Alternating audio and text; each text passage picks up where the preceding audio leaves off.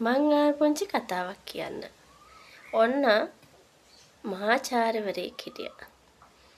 අතිදක්ෂ මහාචාර්යවරයෙක්. ඉතින් ඒ මහාචාර්යවරයා පුංචි දවස්වල කිසිම විෂයකට දක්ෂයෙක් වුණේ නැහැ. එයා හිටියේ පන්තියේ 20 වෙනියත් 30 වෙනියත් අතර. හැමදාම ලකුණු ගත්තේ බොහොම අඩුවෙන්. හැබැයි එයාගේ අක්කා නම් අති දක්ෂ විදිහට ඉගෙන ගත්තා. එයා කවදාවත් පන්තියේ දෙවනියා වෙලා නැහැ.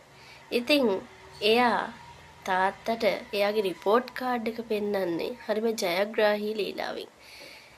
ලැබුණු වහාම ගිහිල්ලා තාත්තට රිපෝට් කාඩ් එක පෙන්නනවා. තාත්තත් එයාගේ නල්ලට හාද්දක් දීලා චොක්ලට් එකකුත් දෙනවා. ඉතින් මේ පුංචි ළමයා හරිම දුකෙන් ගැහි බයෙන් ඉන්නේ රිපෝට් කාඩ් එක තාත්තට පෙන්නන්න. ඉතින් එක දවසක් ඔය විදිහට රිපෝට් කාඩ් එක තාත්තට පෙන්නන්න යන දවස ළඟා වුණා.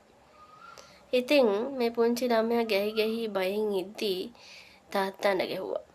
තාත්තා ළඟට හිමීට ගියා ඔළුව බිමට නමාගෙන. ඉතින් ගිහින් කිසිවක් කියන්නේ නැතුව රිපෝට් කාඩ් එක තාත්තට දුන්නා.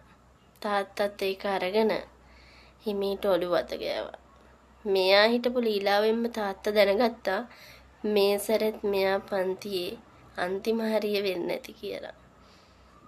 තාත්තා රිපෝට් කාඩ් එක බැලුවා. මෙයා මේ සැරේ 39 වෙනියා. පන්ති හිටි 40 දෙනයි. මෙයා 39 වෙනියා. ඉතින් තාත්තා නළලට හාද්දක් දීලා චොක්ලට් 39ක්ම දුන්නා. මේ චොක්ලට් ටික බැනියමේ ගුලි කරගෙන ගිහිල්ලා එයා ඇති වෙනකන් කාමරේ මුල්ලේ ඇඬුවා. ඒ ඇඬීම අවසානයේ එයා එක තීරණයක් ගත්තා. එයා එතනින් පස්සේ එන කිසිම වාර පරීක්ෂණයක පන්තිය දෙවනියවත් උනේ නැහැ. එයා හැමදාම පන්තියේ පළවෙනියා. ඉතින් දැන් ඔහු මහාචාර්යවරයෙක්. තමන්ගේ අදිෂ්ඨානයට හිතේ ශක්තියට තව කෙනෙක්ගේ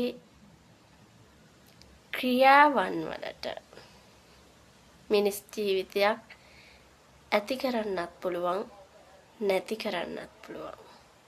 ඔබ කරන සෑම ක්‍රියාවක් පිළිබඳවම සැලකිලිමත් වෙන්න. කල නොහැක්කක් නොමැත.